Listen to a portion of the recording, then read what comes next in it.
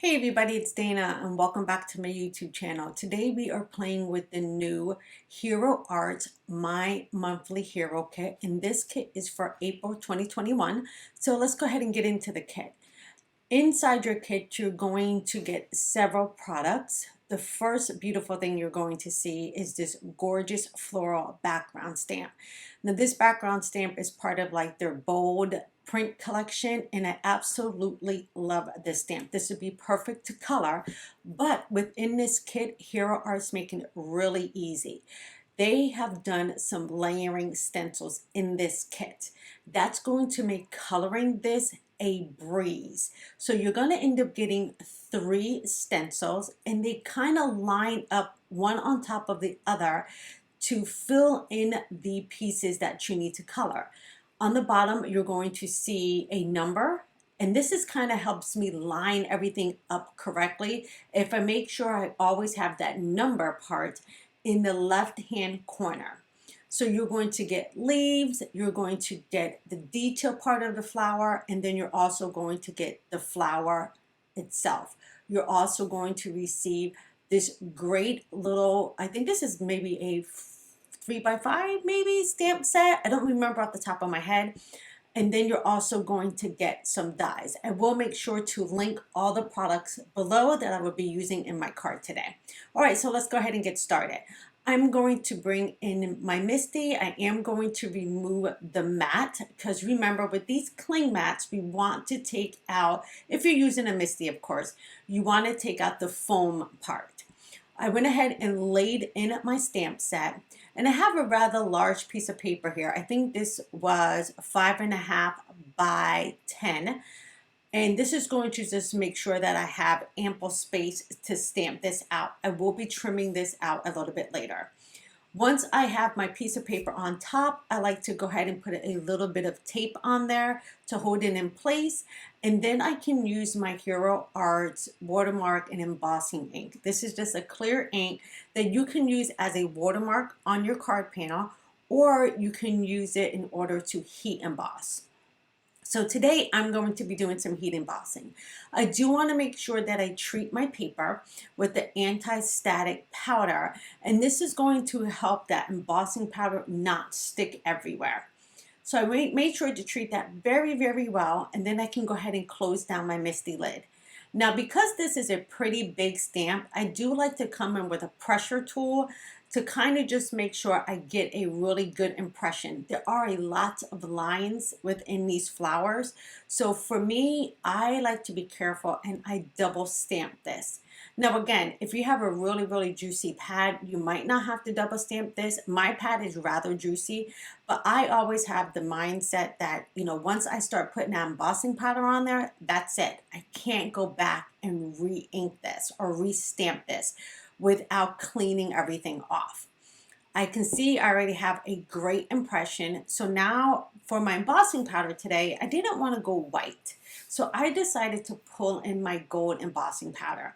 And I picked gold because I know it's going to be very pretty with the color palette I'm going to use today. Now, sometimes I talk about color palettes. I kind of think of my color palettes well beforehand, before I even start to making the card. I like to think of my color palette and what embossing powders I want to use that's really going to make the image pop a little bit more. Or also, I just want to make sure that if I did white on white, I might lose all the details in this. But you, of course, can use white on this. I think it would be absolutely beautiful as well. Once I sprinkled on all of the embossing powder, I can go ahead and bring in my heat gun. Now you guys have heard me say this many a times, make sure that your heat gun is nice and hot before you bring it to the paper. Several reasons for that. One, it's going to help your paper not warp as much. And two, it's going to speed up the amount of time you have to heat set this. So the hotter your heat tool is, the better off. I also like to heat from the front and the back. That just helps the embossing powder melt a little bit better. And also, if you're using a very fine embossing powder or even a chunky embossing powder, I always would suggest to start your heat embossing from behind so you're not blowing off that embossing powder. And sometimes, let's say you have an ink that wasn't really saturated, always make sure to start heat setting from the back so you just don't blow that embossing powder around, especially if you're doing like embossing powder that has glitter in it. Totally start from the back side. So as you can see, my gun is nice and hot and that gold is melting beautiful. Now you can really see the details of this stamp, and look how gorgeous this is. Now I could totally forego the inking and just have this gorgeous gold and white palette. And this would be a quick way to make a bunch of cards if you just did not want to color anything. So keep that in mind as well. You can use silver embossing powder, the gold embossing powder, black embossing powder, and just keep it like this, and it will be a very striking background. But like I said, within the kit this month, you're going to get stencils. So of course, we want to go ahead and bring out those stencils. So I am going to put down a piece of paper right behind this because I don't want to bring up my glass mat right now. So when you stencil with this kit, you want to start with the more opened image. So you can see that this stencil here has a lot of openings. So it's not the detailed stencil. And when you're using the stencil, you want to start with your lightest color because this is going to be like the bulk of the coverage, the bulk of the color. So you want that color to be lighter.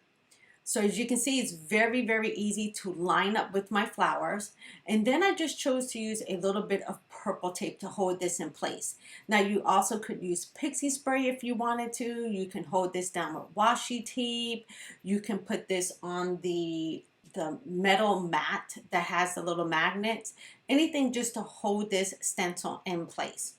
So today I'm just using purple tape, taping off the corners, and then I can go in with my color. So I chose purples for today because I know who I'm sending this to. She likes purple. So I'm going to start off with the Orchid color. And again, this is going to be my lightest color. Keep that in mind when you're using the layering stencils. The more open part of the stencil should be your lightest color because every detail you put on top is going to be a darker color.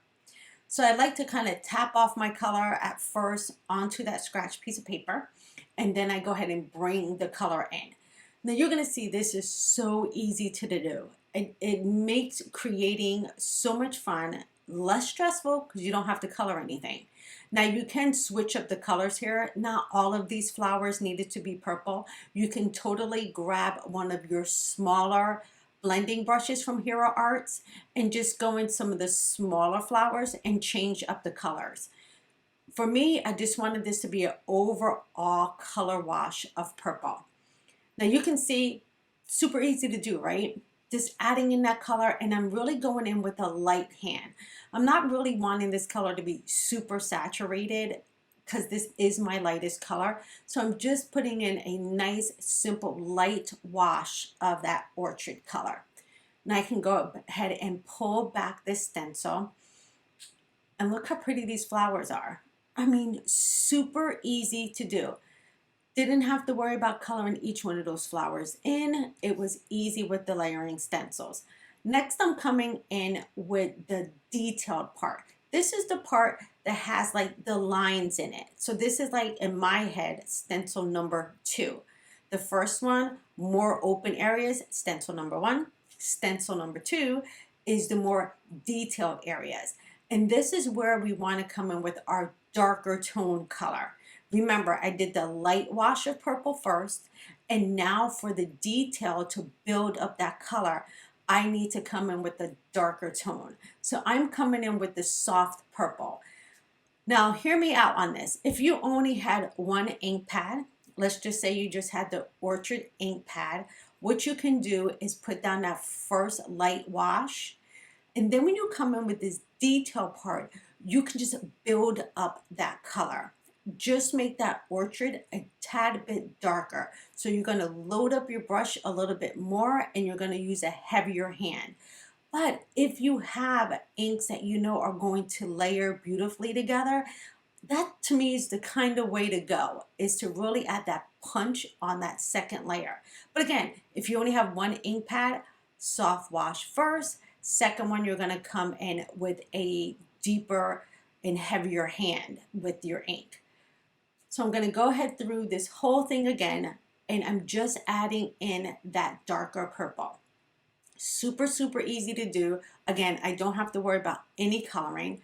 Once I can pull this back off, and you're going to see how gorgeous these flowers are. I mean, look at the detail, and that's what's so great about these layering stencils. So I already have this colored, and it took me no time at all to do this. You can make multiple panels of this very, very quickly. Next, I'm going to come in with the third layer. That third layer is going to finish off the leaves. Again, if you're doing a color palette, just make sure like your greens go with whatever color, because there's several shades of green in the Hero Arts line. Some of them are a little bit darker, some of them are a little bit lighter. So remember when I said making that color palette work, just make sure that your colors work harmoniously together. So for my purples, I'm going to come in with the Green Hills ink. I do again like to tap that first off onto that scratch piece of paper, and then I can go ahead and bring in that color. Again, super easy to do. I'm not coloring every single leaf. If I had to do this with a pencil or Copics. Now don't get me wrong, you can totally color this with your pencils or Copic markers. It would be absolutely beautiful. But having these stencils makes it really, really quick and easy to mass produce these cards if you needed to. I think it was Mindy who actually did this like in a rainbow color blend, and it was absolutely gorgeous. So remember, you don't have to have just one flat wash of color. You can also build this up with different colors. So as you can see, I added in all that green. I can go ahead and pull this back, and then this card panel is pretty much going to be done. Now there are some little bees in here. I decided just to keep those white. If you wanted to, you can definitely go in and add color. But for me, I just felt the stencil did all the work for me, and I didn't really need to color in those bees. Now, remember I talked about the color palette. I knew what I wanted. I wanted this white part to be really bold and dark. Now, in order to get that look I'm going for, I'm going to show you a tip. And I'm pretty sure you might have seen this tip before. And it's just perfect to make your card very, very dramatic. So I'm going to zoom in so you can kind of see this process. And look how gorgeous this looks already. I really could have just left it just like this. But I wanted a deep, dark contrast. So I came in with my Copic marker. And all I'm going to do is go around this image. So as you can see, I think this was a C8 Copic marker. Now a little bit of tip, when you're using a Copic marker to color in over an embossed area, I like to make sure I can always see the tip of my marker when I'm coloring. This helps me not to get the Copic marker over the embossing. And it kind of just helps me keep things a little bit neater. So as you can see, I'm just going around each one of these. Now this probably took me, I don't know, a good 20 or so minutes to color, but it was very relaxing. I was listening to some music. Now I did switch out from that C8 to a C10 just to have a little bit of variation in my background. You definitely don't have to do that. You can just keep it with one color, but I just knew I wanted it to go from a little bit of a darker gray to almost like a black across my card. So again, I'm just finishing up these areas, and it, like I said, it probably took me about 20 minutes to do this. Okay, once I had that all colored, look how gorgeous this is. Now, if I did miss a couple of spots, I kind of take a peek at everything. And if I missed anything, this is the opportunity that I can just go ahead and with that Copic marker and just kind of touch up some of those spots. Now, again, if you wanted to start with a darker color paper, you're going to have to put something underneath like a white ink before you start adding your color. Once I had this completed, I went ahead and I trimmed this down.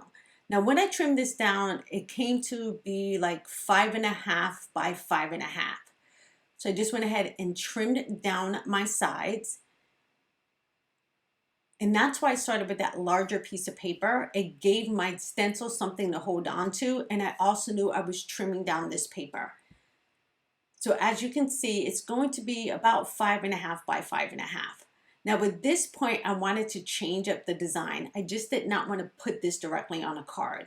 So as you can see, I'm going to put this in diagonally. So 2 points of my card that I just colored are going to be in my cutter. And when I chop this in half, I'm going to have like 2 triangle kind of shapes. And this is going to allow me to kind of stack that up and have a little bit different of a design on my card. Remember, you can trim this down to whatever size you want. And I like the fact that it starts out as a 6 by 6, and then you can kind of trim this down to your liking. I knew I wanted to stack this one on top of the other, so that's why I trimmed mine down on the diagonal. Now for my card base, it's going to be a 5.5 by 5.5 inch card base. So I pulled out a piece of paper, I trimmed it down to 5.5 by 11. When I score in the middle at 5.5, that's going to give me a completely square card of 5.5 by 5.5. So again, it's a 5.5 piece of paper, 11 inches as well, score down the middle. It's going to give you that 5.5 by 5.5. I went ahead and used my score buddy to go ahead and put down that crease line.